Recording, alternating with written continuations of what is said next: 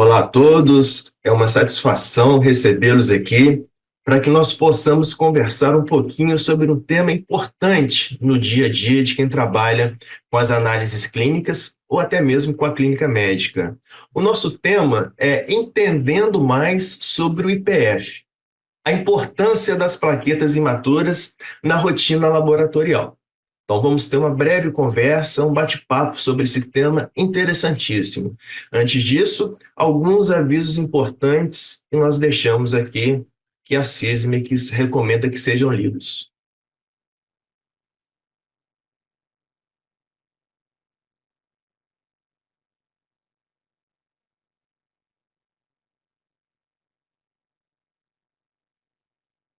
Ok? Então, vamos começar a nossa conversa. Então, por que nós centralizarmos a nossa visão sobre o hemograma, esse exame tão famigerado para quem trabalha com as análises clínicas? Se nós pegarmos aí, relembrarmos, há 20 anos atrás, nós começamos a trabalhar com análises clínicas no ano de 2000. Então, há 20 anos atrás, tinha um paper, um artigozinho, que mostrava que o hemograma ele representava 59,2% de todos os exames requisitados pelos médicos. Há 20 anos atrás. Agora, no ano de 2023, nós pensamos, será que ainda corresponde esse percentual? Então, nós trabalhamos no ano 2023 com 21.600 prescrições laboratoriais. E a gente analisando essas prescrições, nós observamos que dessas 21.600, 13,176 prescrições, ou seja, 61% de todas as prescrições médicas têm um hemograma. Mas por quê? Que 61% de todas as prescrições médicas traz o hemograma em si, devido à riqueza desse exame, devido ao vasto número de informações clínicas por trás deste exame.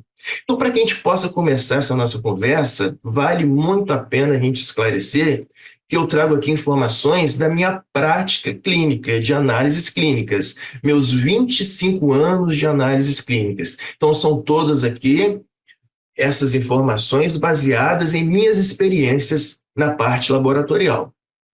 Então, nós podemos começar a relembrar como que era antes, né, para se fazer o hemograma, já que nós fizemos uma comparação com 20 anos atrás. Então, nós lembramos que para a gente, há 20 anos atrás, fazer um hemograma, a gente dividia uma turma e a primeira turma tinha que fazer o hematócrito. Vamos processar o hematócrito. Então, nós pegávamos aquele tubo capilar, preenchíamos de sangue, colocávamos na microcentrífuga, centrifugávamos e obtínhamos, então, a separação daquele microhematócrito do plasma e da parte celular. Quando a gente obtinha, então, esse microhematócrito centrifugado, era necessário nós, então, pegarmos uma régua milimetrada do microhematócrito, colocarmos aquele tubo capilar, compararmos as extremidades superior e inferior, acertarmos e, na nossa visão, verificar onde a parte superior celular colocava. Aqui é um exemplo que o hematócrito estava em 30%. Então, era essa a primeira parte do hemograma. Mas nós dividimos um outro grupo para poder fazer as outras partes do hemograma.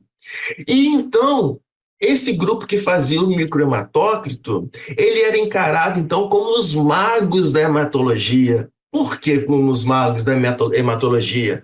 Porque fazer um hematócrito era relativamente rápido, visto em todos os outros processos que eram feitos, e, por exemplo, o hematócrito que era obtido a 39%, quando a turma que ia fazer a hemoglobina, a dosagem da hemoglobina, que aí vale a pena nós lembrarmos que a dosagem da hemoglobina era feita após diluição de uma solução de Drabiquin, fazer a leitura em espectrofotômetro, e só depois, então, que a gente tinha uma concentração de hemoglobina que a gente conseguia calcular. Mas antes disso, a turma do microhematócrito já dizia, se o hematócrito deu 39, olha, essa hemoglobina aí vai dar 13. E não era verdade mesmo que para aqueles pacientes normais, a hemoglobina estava 13 antes de chegar àquela dosagem demorada espectrofotométrica? E mais, a turma do microhematócrito virava para aquela turma que tinha que contar as hemácias na famigerada câmara de Neubauer, contando os quadrantes, fazendo contas, e a própria turma dos magos, né, do microhematócrito, falava essa hematimetria vai dar em torno de 4,3, e não era que dava mesmo? Porque sabíamos que estatisticamente para pacientes normais, a hemoglobina constituía um terço daquele hematócrito. E a hematimetria constituía um terço daquela hemoglobina, para mostrar como que a estatística era importante na dosagem daqueles pacientes normais. Mas aí veio, então, nos anos 50, onde veio um cientista que começou a aliviar a rotina hematológica do laboratório. Eram as análises já lançadas por Wallace Coulter, né? Os equipamentos Coulter observaram o seguinte, esse pesquisador, que as células, quando passavam em uma solução salina, elas, quando passava nessa solução salina e atravessavam o campo elétrico, elas bloqueavam a passagem desse campo elétrico. Então aqui, ó, uma solução salina, aqui um campo elétrico passando, e a célula, quando passava pelo seu orifício, ela bloqueava essa passagem da corrente elétrica, ela impedia essa passagem. Então era impedância. Então, Wallace Coulter, ele utilizou o fenômeno da impedância para fazer a contagem celular. E isso foi um grande avanço na parte de contagem de células em hematologia. Mas evoluiu, e nos dias atuais ficou bem mais sofisticado a contagem das células, não só a contagem, como também as interpretações celulares através da citometria de fluxo com a dosagem óptica e também com a fluorescência. Então, utilizamos equipamentos que apresentam raio-lasers, e esses raios-lasers em contato com a célula através da dispersão óptica permite não só a contagem das nossas células, mas como também a caracterização, sabermos especificamente que tipos de células que nós temos. Então é bem bacana, nós entendemos que neste equipamento de citometria de fluxo, as células elas vão passando uma após a outra através de um canal condutor, e essa célula neste canal condutor, ela é atravessada perpendicularmente por um raio laser. E quando essa célula passa e é atravessada por esse raio laser, ela provoca uma dispersão dessa luz, tanto uma dispersão frontal quanto uma dispersão lateral, que nos possibilita, então, dar um olhar diferenciado a esse hemograma que nós estamos fazendo. Então, esse raio laser, ele incidindo, por exemplo, sobre essa célula e provocando uma dispersão lateral dessa célula em função da complexidade interna, nós podemos caracterizar essa célula, saber que tipo de células nós estamos tratando.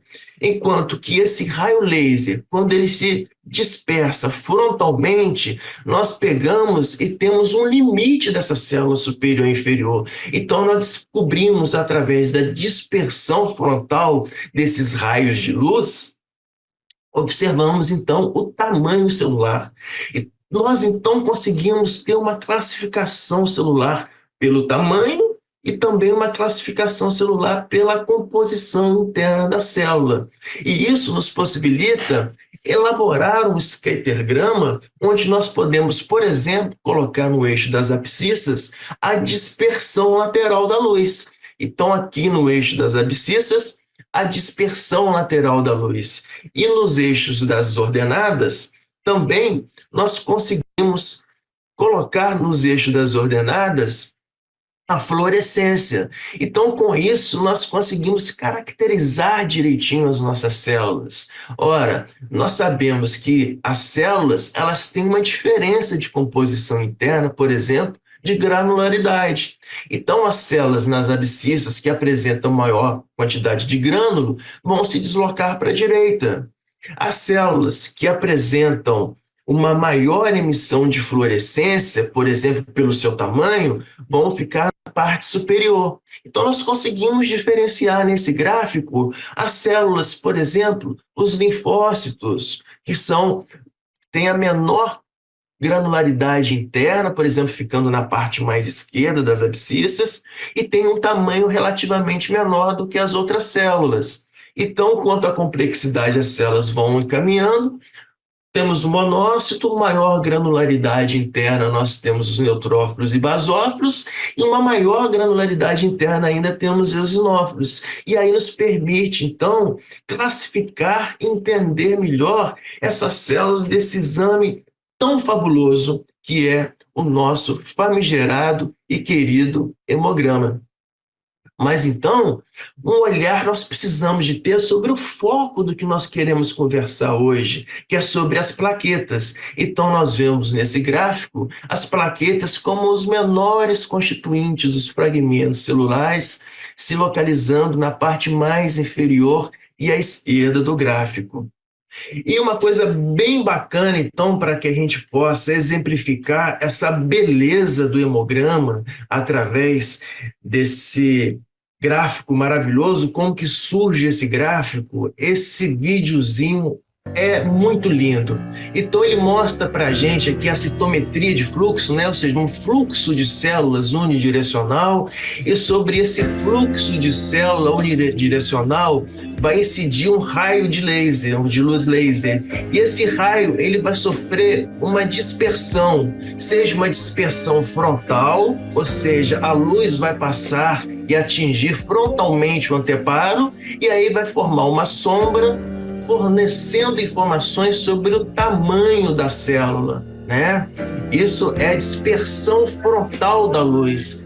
E, por outro lado, o laser pode sofrer várias dispersões laterais em função da complexidade interna dessas células. Em função da complexidade interna, como, por exemplo, os grânulos intracelulares, essa luz é dispersa, formando vários gráficos que nos possibilitam interpretar qual tipo celular que nós estamos analisando. E isso é uma joia de valor agregado, esse hemograma. Então, o nosso hemograma, com isso, no dia de hoje, por essa beleza dessa citometria de fluxo, ele deixa de ter somente aqueles índices básicos, mas também importantes, como a quantificação de hemácia, de hemoglobina, de hematócrito, como também aqueles índices hematimétricos, os chamados volume corpuscular médio, a hemoglobina corpuscular média, a concentração de hemoglobina corpuscular média e o RDW, índices esses que não são ainda totalmente explorados pela clínica. Mas, hoje em dia, além desses índices, os novos parâmetros do hemograma vieram para nos fortalecer as nossas informações, para nos embasar os nossos diagnósticos clínicos. E eu volto a falar que tudo isso é em função da experiência prática deste apresentador que está trazendo para vocês esses assuntos pertinentes.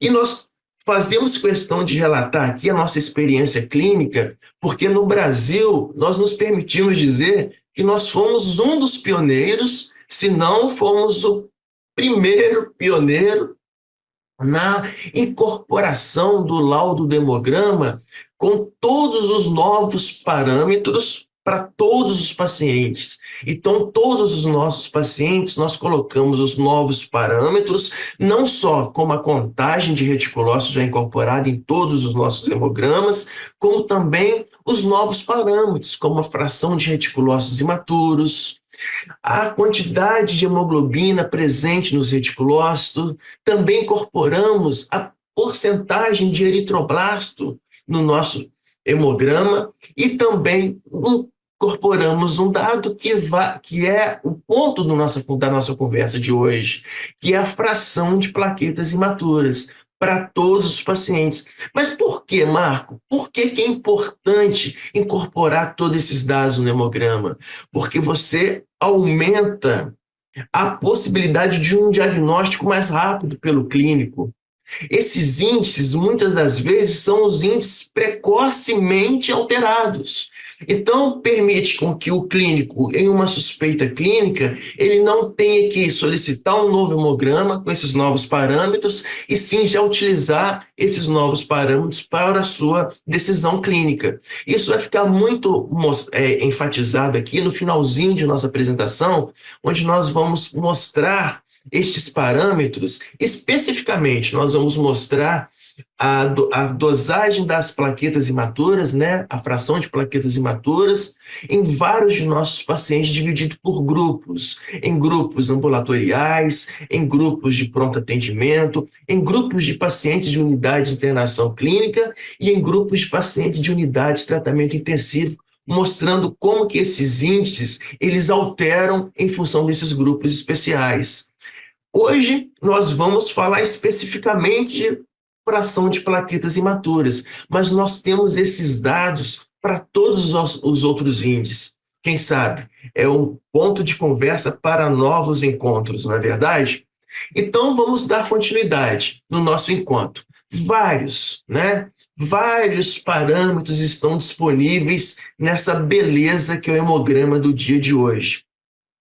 E esses parâmetros disponíveis para nós permite não somente aquela análise quantitativa que o hemograma nos fornece, além também daquela análise morfológica, análise da variação das células, mas especialmente esses novos parâmetros nos permitem análise da idade, por exemplo, de uma célula ou de um fragmento celular, que são as plaquetas. Sabermos se essas células ou esses fragmentos celulares, eles são mais jovens ou se são mais idosos, porque isso é muito importante, porque nos dá informações sobre condições do paciente. Saber se eu tenho uma célula jovem em maior quantidade ou em menor quantidade no nosso hemograma.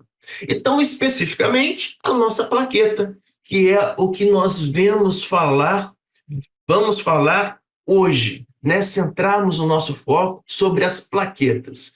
Então, o nosso hemograma de hoje, e falo o nosso hemograma, esse hemograma que nós implementamos, que tem todos os índices hematimétricos para todos os pacientes, então nós conseguimos, centralizado nas plaquetas, vamos então centrar o nosso foco nas plaquetas, nós conseguimos informar não somente uma análise quantitativa dessas plaquetas, mas também uma análise morfológica dessas plaquetas, se nós temos macro, se nós temos microplaquetas. Por quê? Porque macro e microplaquetas nós sabemos que nos mostram a quantidade, por exemplo, de agregantes plaquetários que nós temos em um fragmento deste. Se nós temos microplaqueta, nós temos menor quantidade de agregante plaquetário. Se nós temos macroplaqueta, nós temos maior quantidade de agregante plaquetário. E isso é importante para o entendimento clínico, para a prática clínica, essa informação, mas uma informação muito importante que nós acrescentamos no nosso hemograma é a idade da nossa plaqueta, né? A ideia da precocidade da nossa plaqueta através da análise da quantidade de grânulos, de restos de RNA apresentado por esse fragmento celular que é essa plaqueta.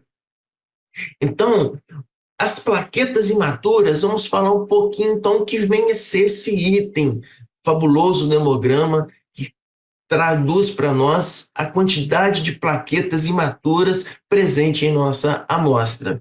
Ora, se nós pegarmos aqui um gráfico, né, para nós analisarmos um gráfico, então nós temos aqui, por exemplo, no gráfico do canal de reticulócitos, que lê junto com as plaquetas, e colocarmos aqui no eixo das abscissas a quantidade de fluorescência que é emitido pela célula ou pelo fragmento celular, e no eixo das ordenadas a dispersão frontal, ou seja, o volume.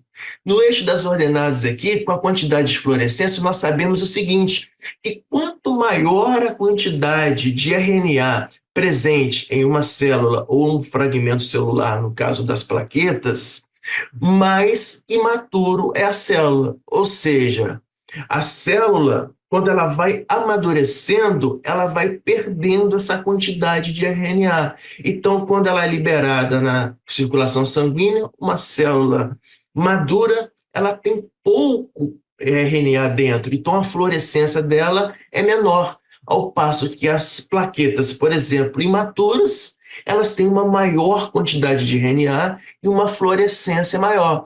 Então, nós temos aqui esse gráfico onde nós analisamos aqui os maiores eventos são os reticulócitos e aqui os reticulócitos imaturos, que são motivos de outro encontro, quem sabe, né? Mas especificamente nesse gráfico aqui, os menores fragmentos são as plaquetas. E aqui o IPF nesse ponto, porque está mais deslocado para a direita da nossa abscissa, maior a quantidade de RNA. Então, quanto maior a quantidade de RNA, mais à direita se encontra. Então, isso aqui corresponde ao índice IPF, as plaquetas imaturas.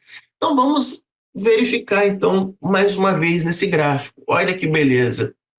Então, nós temos aqui a fluorescência no eixo das abscissas, no eixo das ordenadas, a dispersão frontal da luz, dando o tamanho dos eventos, e aqui nós temos as células maduras, por quê? Porque nesse ponto aqui, ó, nos eixos das abscissas, está mais para a esquerda, então tem menor quantidade de RNA, portanto, menor fluorescência, nós temos o quadro das células maduras. Mas veja que nos eixos das ordenadas, quanto mais para cima, maior a célula ou fragmento celular. Então, nós temos, nesse canal que é de reticulócitos e plaquetas, nós sabemos que na parte superior, inferior desse gráfico são os menores eventos, que são as plaquetas, e na parte superior, os maiores eventos, que são as hemácias, e mais para a direita, as células ou fragmentos imaturos. Então é muito bacana nós termos o entendimento desse gráfico e o entendimento do significado do que nós estamos liberando no nosso laudo para que nós possamos informar ao clínico sobre o que está chegando às mãos dele e a importância que está chegando às mãos dele. Então, todos esses fragmentos aqui situados à direita são as plaquetas imaturas que correspondem ao nosso IPF, né? Nosso fator de plaquetas imaturas. Então, vamos dar continuidade à nossa conversa. E é interessante, como nós estamos falando de plaqueta, nós relembrarmos o que vem a ser trombopoiese, né? Então, a trombopoiese é aquele processo de produção das plaquetas na medula óssea. E é muito interessante nós lembrarmos que isso tem um tempo de maturação, né? Então, 7 dias é o tempo de maturação para que aquelas plaquetas elas possam ser liberadas na circulação sanguínea. E mais, existem fatores que estimulam essa trombopoiese. Por exemplo, o microambiente medular. E esse microambiente medular, nós fazemos questão aqui de lembrarmos aqueles micronutrientes, por exemplo, as trombopoietinas, as interleucinas, que estão presentes no ambiente medular, mas que são liberados, por exemplo, nos processos inflamatórios infecciosos. Então, a gente começa a lembrar e entender que quanto maior a quantidade de trombopoetina, interleucinas que são liberadas no processo inflamatório, maior a trombopoiese, maior a quantidade de plaquetas que nós temos na circulação e maior a quantidade de plaquetas imaturas que está respondendo a um evento de estímulo dessa trombopoiese, refletindo para a gente. Então, nós lembramos aqui que o megacardioblasto é aquela célula inicial. Esse megacardioblasto na medula, ele vai se desenvolvendo até formar um megacariócito, e isso é importante, por quê? Porque esse megacariócito, ele tem um grande citoplasma, e pela fragmentação desse citoplasma, gera o nosso alvo de nossa conversa de hoje, que são as plaquetas. Ok?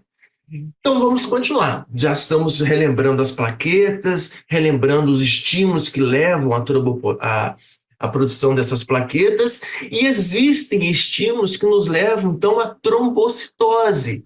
E o que é a trombocitose? É o aumento dessas plaquetas na circulação periférica. E a trombocitose, é interessante nós lembrarmos que ela pode ser tanto um evento reacional, né, respondendo ao estímulo, como um evento por patologias primárias na medula óssea, uma afecção na medula óssea, um acometimento na medula óssea. Então, um processo primário que leva, então, por exemplo, um excesso de produção de plaquetas, como exemplo da trombocitemia essencial. Né? E vale a pena nós lembrarmos que existe uma mutação de um gene chamado JAK2, e essa mutação dos genes, em estudos, mostraram que está em torno de 50% a 60% relacionada à trombocitemia essencial e, portanto, à produção de plaquetas em excesso na circulação periférica. Ok? Então, esse é um exemplo de quê? De uma causa primária de uma trombocitose. Ok? Mas as trombocitoses podem ter causas secundárias, por exemplo, as trombocitoses reacionais. Isso é muito importante, porque grande parte da nossa experiência clínica, né, com contato com com o corpo clínico, com os pacientes, nos mostra a grande quantidade de pacientes que vêm a nós com trombocitoses reacionais. Reacionais, essas trombocitoses, por exemplo, o processo seja de artropatias, processos reumatológicos, ou também de processos infecciosos, porque tanto a inflamação quanto a infecção cursam com aquela liberação daquelas interleucinas, trombopoetina no microambiente medular, incitando a medula a responder com a produção de novas plaquetas e liberando para a gente, então, plaquetas imaturas na circulação sanguínea, aumentando o nosso IPF. Então, é esse entendimento que é legal nós termos nesse hemograma. E lembrando também que essa trombocitose reacional, ela é muito mais comum na pequena infância, por exemplo, até os 2 anos de idade. Por quê? Porque a criança, até os 2 anos, ela está formando o seu sistema imune. Então, o sistema imune está sendo ativado.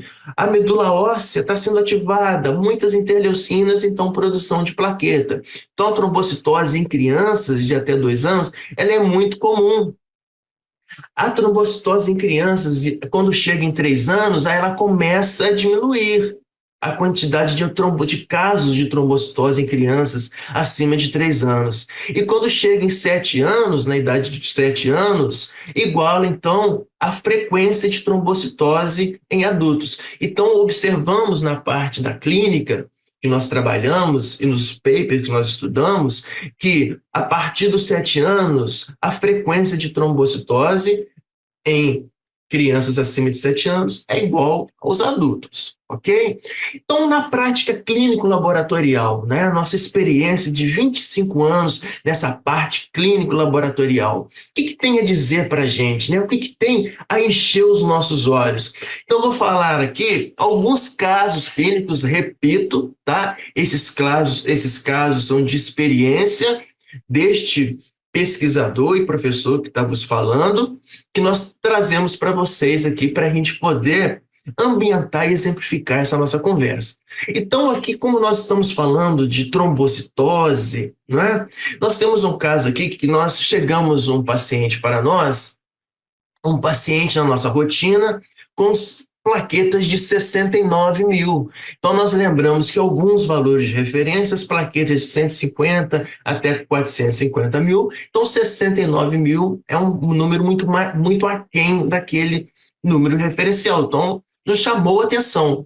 Vamos verificar, né? Vamos verificar. Em princípio, nós fomos verificar o volume plaquetário médio, estava relativamente normal, ou seja, tinha uma diminuição das plaquetas, uma trombocitemia, né?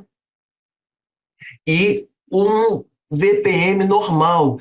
E quando nós analisamos o índice de plaquetas imaturas, estava normal. Então, o que estava acontecendo com esse paciente? Então, nós pegamos esse mesmo hemograma, analisamos esse hemograma 1 hora após a coleta e vimos que essas plaquetas, elas reduziram, foram a 10 mil, enquanto que o volume plaquetário médio aumentou. Aumentou o volume plaquetário médio, nos mostrando, então, informações, interrogações sobre agregados plaquetários. Então, e fomos observar o índice de plaquetas imaturas normal, não tinha variado. Então, estava ocorrendo o quê? Uma variação ali in vitro. Então, nós pegamos e fazemos aquele procedimento, que é procedimento prático para o laboratório, né? Coletamos a amostra com citrato. Então, na primeira amostra coletada com citrato, nós vimos que essas plaquetas elas já subiram para 119, né? Então, nós verificamos, então, que com o citrato nós não tínhamos aquela diminuição das plaquetas, e 1 hora após a coleta com o citrato, manteve-se então o número dessa plaqueta.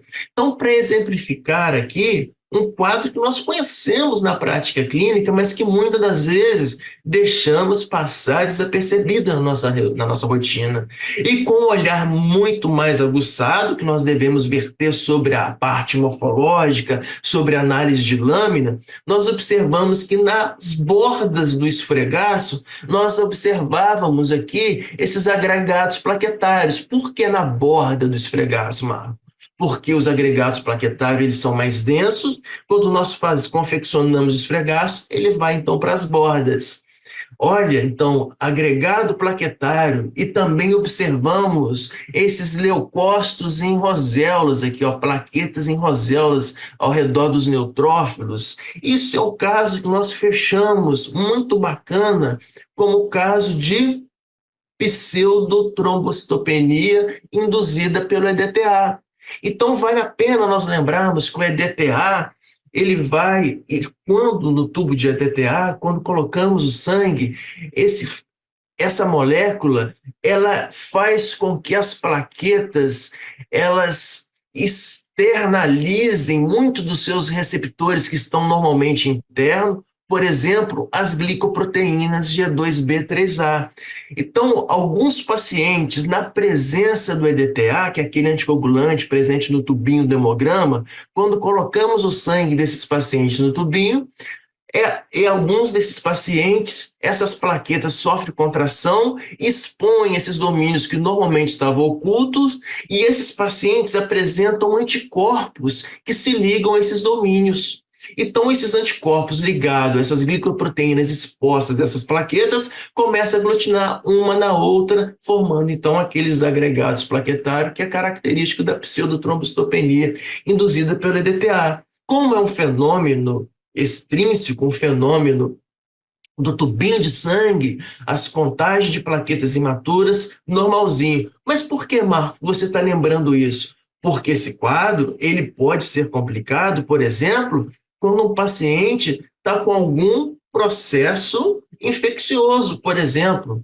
né? Somando. Então, nós temos um caso aqui, foi bem interessante para nós, de uma criança de 1 ano, e volto a falar, todos esses casos que eu estou falando aqui são autorizados pelos pacientes ou pelos pais desses pacientes e são de nossa experiência clínica no laboratório, ok? Então, tinha uma criança de 1 ano que estava com quadro virótico e foi fazer o hemograma, e estava mostrando uma plaqueta de 158, uma plaqueta relativamente normal, mas para criança nós esperamos uma plaqueta um pouco maior, né? Porque é normal, nós vimos lá que em criança o sistema imune até 2 anos responde muito, então é normal ter uma certa trombocitose.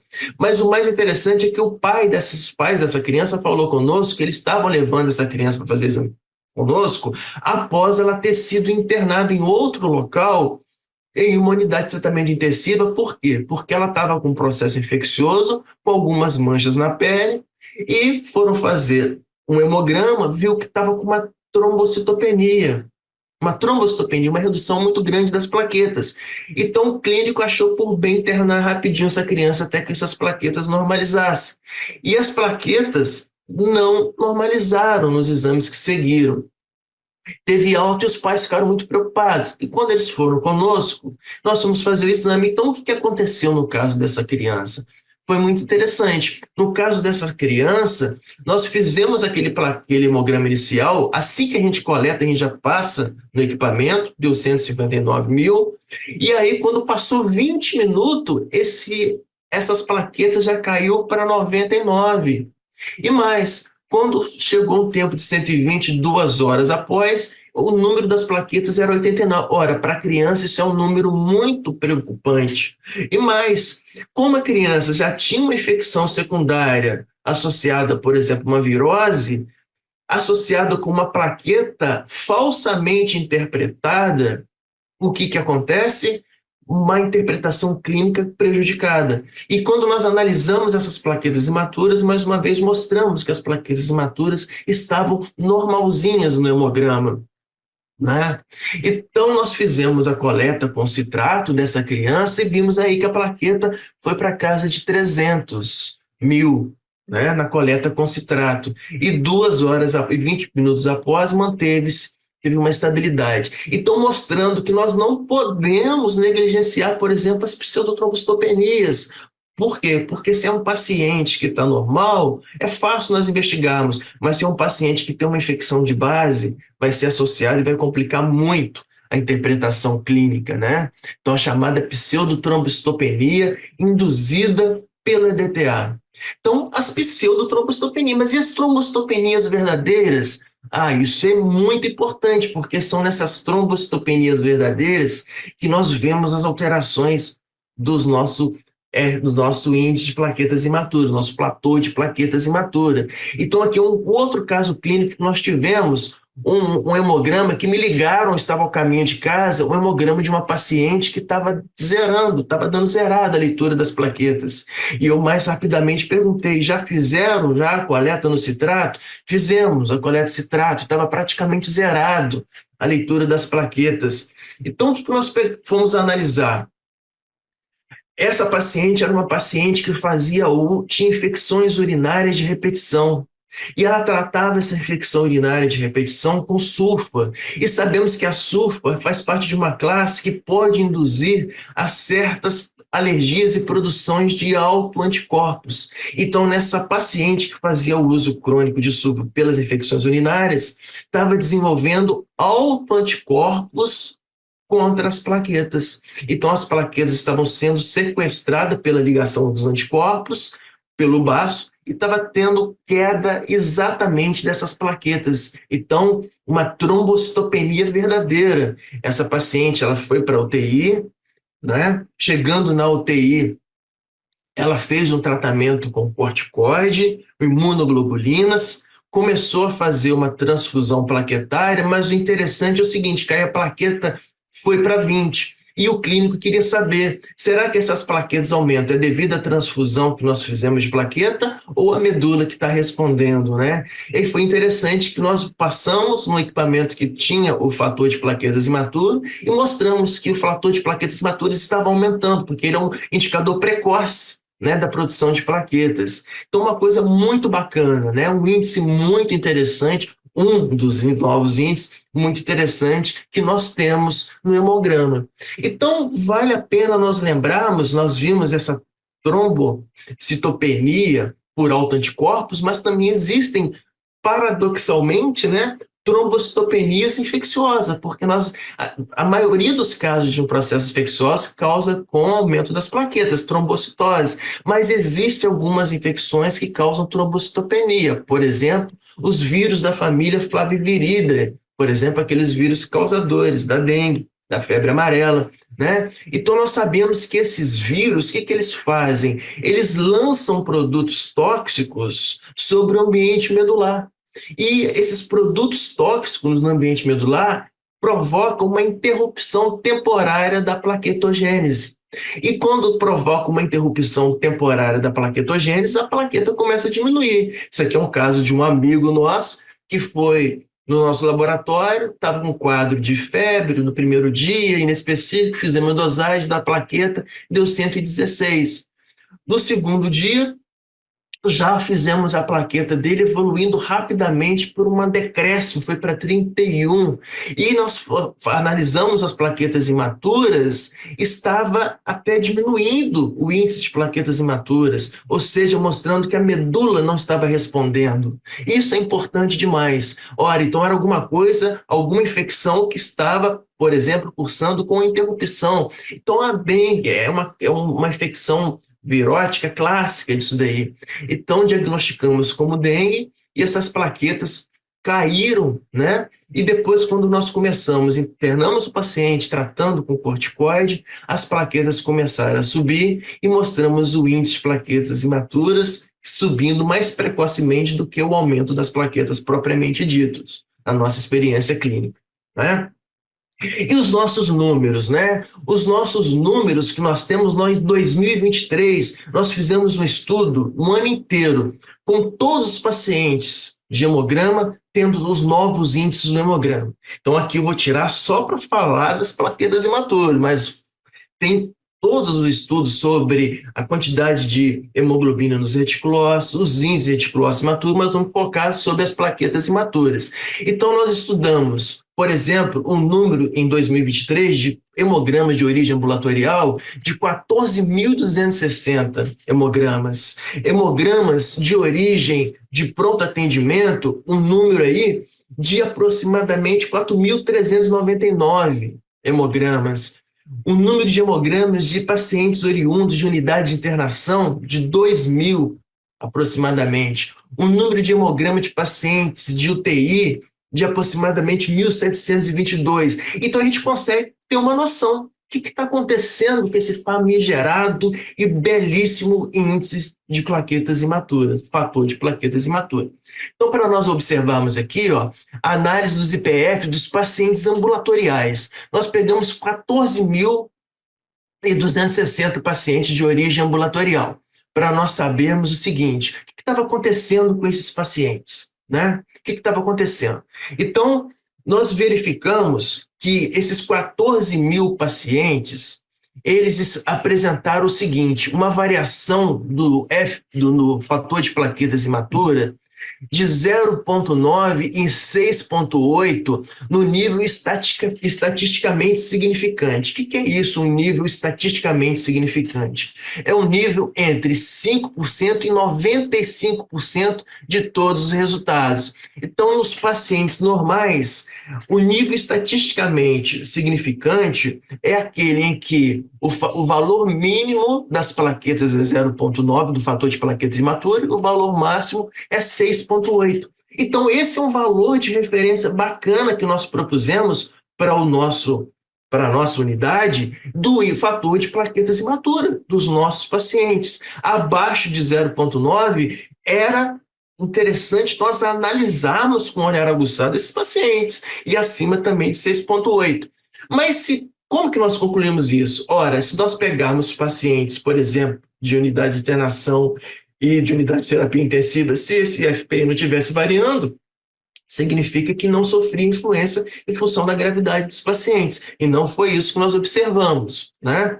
Então, o que nós concluímos disso? Primeiro, esse valor de 0,9 a 6,8 é um valor bacana, né, da nossa experiência, que nós utilizamos como o índice normal de FPI, de fator de plaquetas imaturas, né? E nós analisamos outra classe de pacientes, por exemplo, os pacientes ambulatoriais.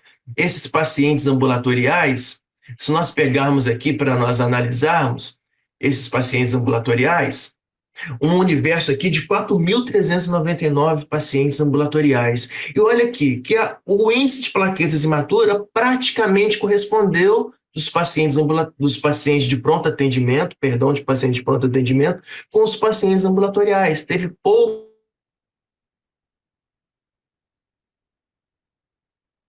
esse índice de fator de plaqueta imatura, compreendido entre 0,8 a 7, 0,9 a 6,9, é um índice, é um valor bacana para nós termos como como valor de referência.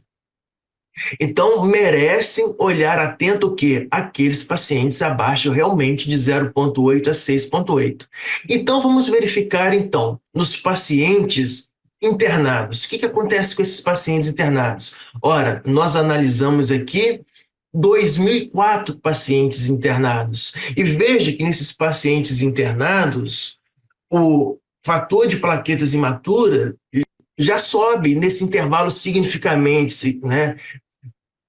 com significância clínica e bacana. Então, ele de 7 ele já vai para 8. Então, veja que de 7 a 8 já são pacientes que merecem atenção, porque são pacientes internados, né? Abaixo de 0,8 também. O que acontece, então, com os pacientes de unidade de terapias intensivas? Nós analisamos 1.728 pacientes oriundos de unidade de terapias intensivas. E olha aqui o intervalo significativamente significante. Ele passou de 6,8, 6,9 para 10,4 o valor estatisticamente significante. Então, significa o quê? Que houve um deslocamento desses valores de plaquetas imaturas, mostrando realmente que o quê? Aqueles pacientes que estão acima de 6,9 ele deve ser chamado a atenção e ser analisado clinicamente, com um olhar mais aguçado, né? E por quê? Porque normalmente esse fator de plaquetas imatura, algumas referências traz valores entre 0,9 e 10. Então, aqueles pacientes de 6,9 e 10, nós observamos com nossa prática que nós perdemos grandes análises clínicas desconsiderando esses pacientes. Então, pessoal, que a gente conclui? A gente conclui o seguinte, que nós não podemos menosprezar esse hemograma, que é um exame fabuloso, nós não podemos menosprezar os novos índices do hemograma, especificamente do nossa conversa de hoje, esse índice espetacular, que é o índice de plaquetas imaturas, dando vastas informações bem interpretadas para aqueles clínicos cujo hemograma chega às suas mãos. Um grande abraço.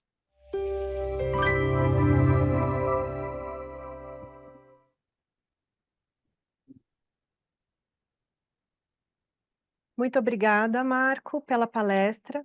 Acredito que ficou muito claro os benefícios em reportar o parâmetro, né, de plaquetas imaturas, graças à aplicação em diversas enfermidades.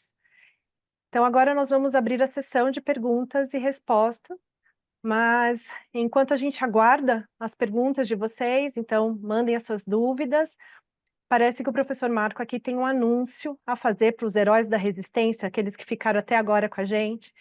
Então, ele tem uma plataforma de ensino de cursos EAD e tem aí um presente aqui para vocês que participaram.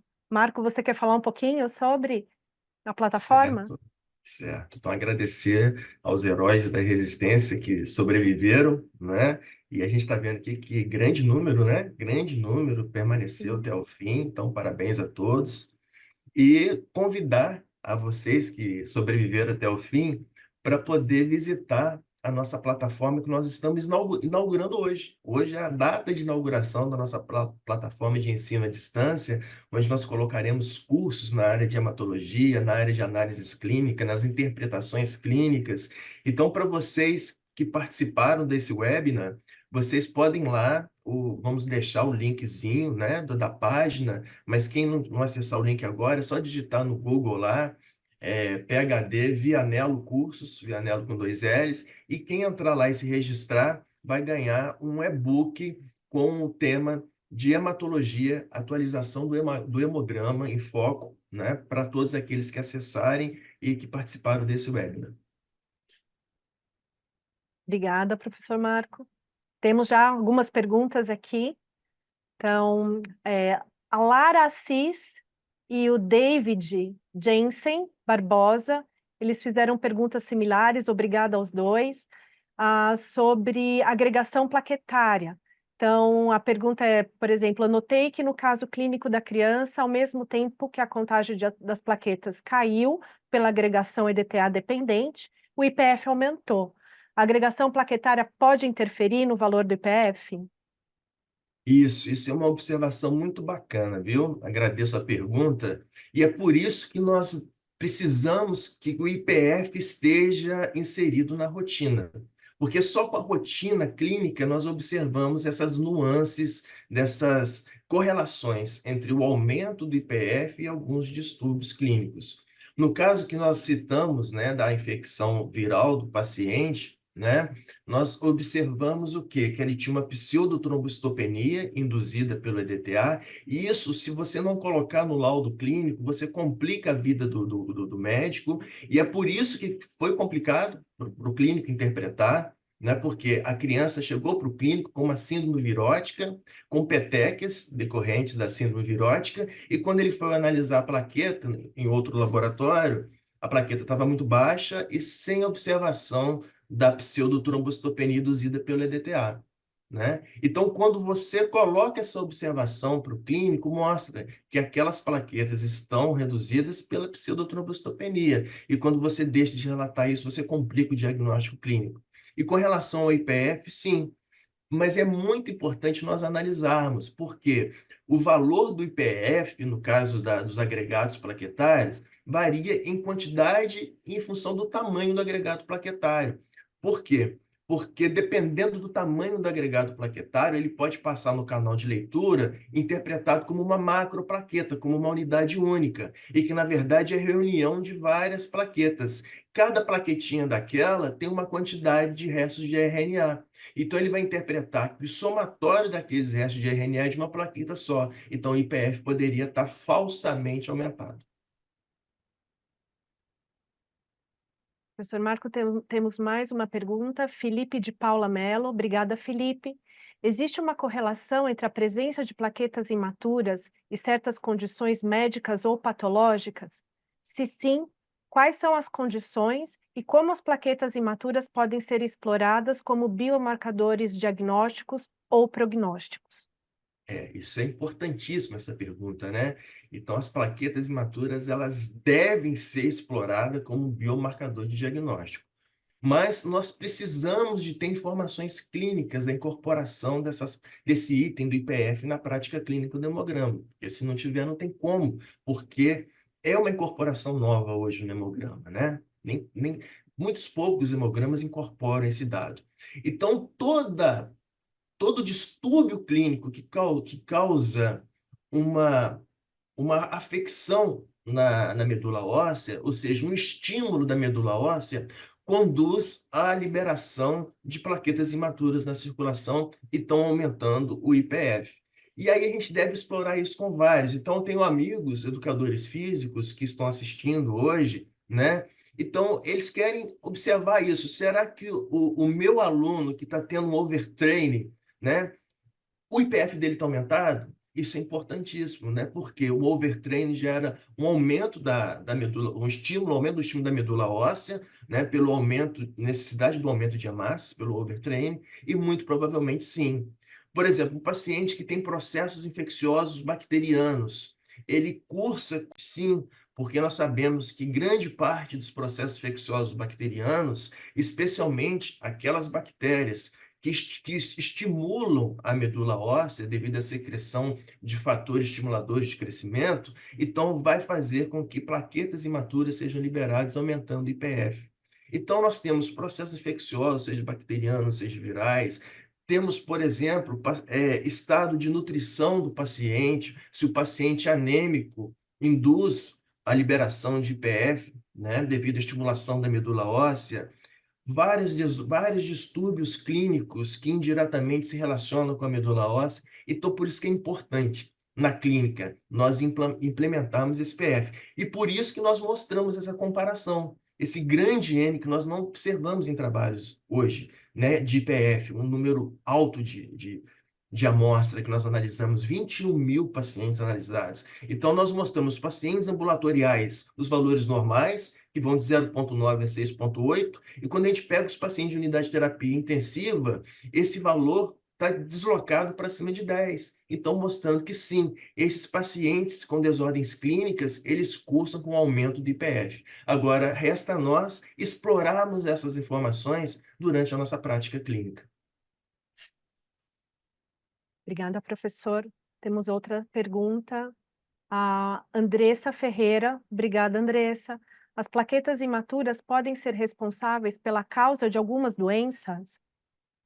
Então, obrigado pela pergunta, né? Isso é interessante também a gente fazer essa diferença, né? Na verdade, as plaquetas imaturas, elas não são causa, elas são consequências de doenças, né? De várias doenças, de vários distúrbios inflamatórios e infecciosos, né? Então é importante que nós entendamos as plaquetas imaturas como consequência de distúrbios clínicos. Então, por isso que é interessante você acompanhar o seu paciente e verificar se o hemograma dele está cursando com um aumento ou não do IPF. Temos mais uma pergunta. Eurípedes Barbosa, obrigada. O IPF pode ser utilizado no diagnóstico da PTI?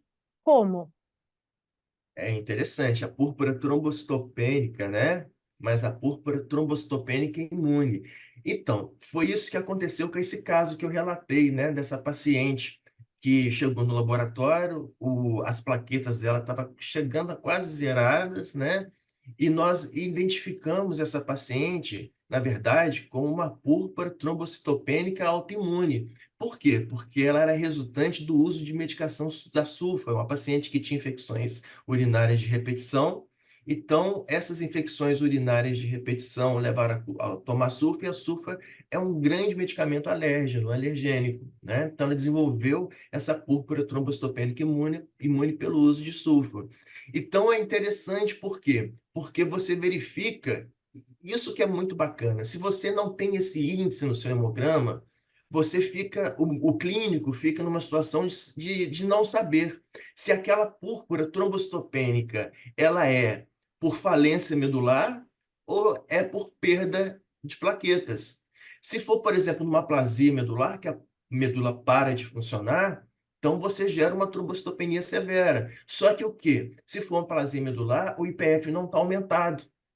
Se for, por exemplo, por uma perda de plaquetas, por exemplo, na púrpura trombocitopênica autoimune, mas por que que a púrpura trombocitopênica autoimune gera, né, diminuição das plaquetas? Porque geram anticorpos antiplaquetários. E esses anticorpos antiplaquetários se ligam nas plaquetas, formando o complexo anticorpo-antígeno. E esse complexo anticorpo-antígeno, anticorpo ligado às plaquetas, é removido pelo baço. Então, perde por sequestro esplênico. Então cai drasticamente, mas as plaquetas imaturas estão aumentadas no índice do hemograma. Então o clínico vai ficar sabendo, poxa, essa trombocitopenia está muito grave, mas o IPF está aumentado, significa que a medula dela é responsiva. Então não é por falência medular. E aí ele chega mais facilmente a um diagnóstico, por exemplo, de PTI.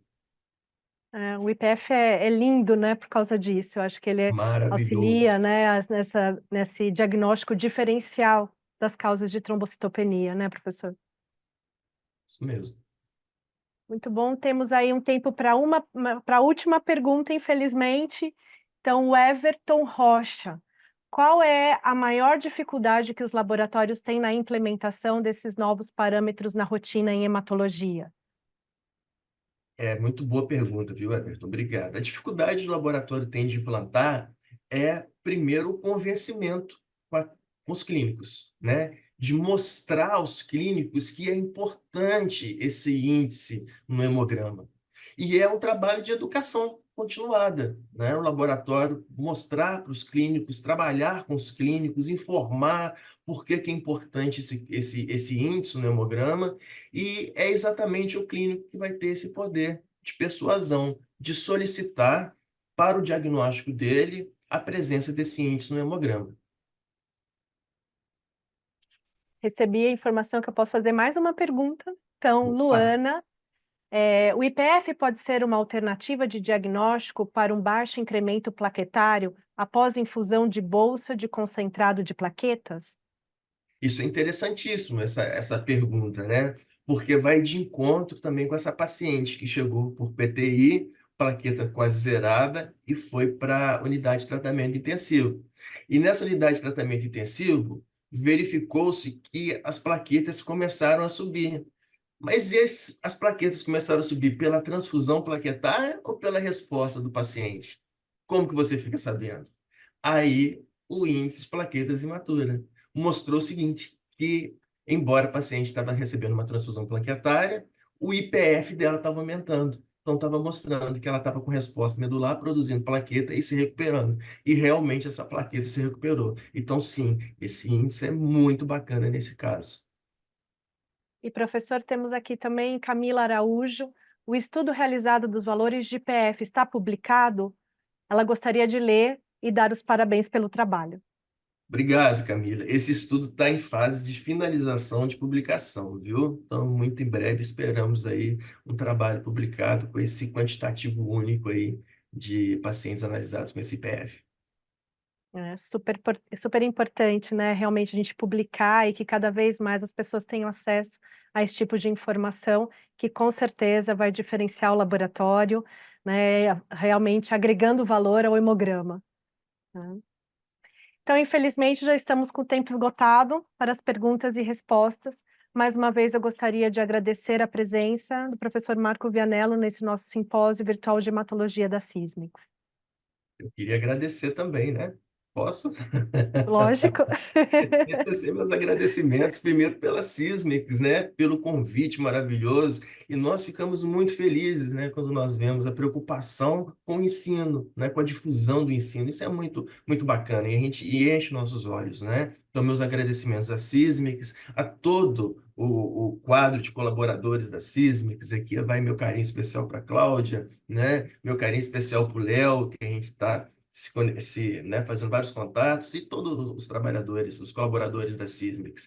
Agradecer os nossos companheiros que se inscreveram, né, e estão assistindo até agora. Muito obrigado pela presença de todos. Agradecer também os meninos que realizaram a estatística para mim, toda a estatística pesada, o Magno e o Lucas, né, da MediArt.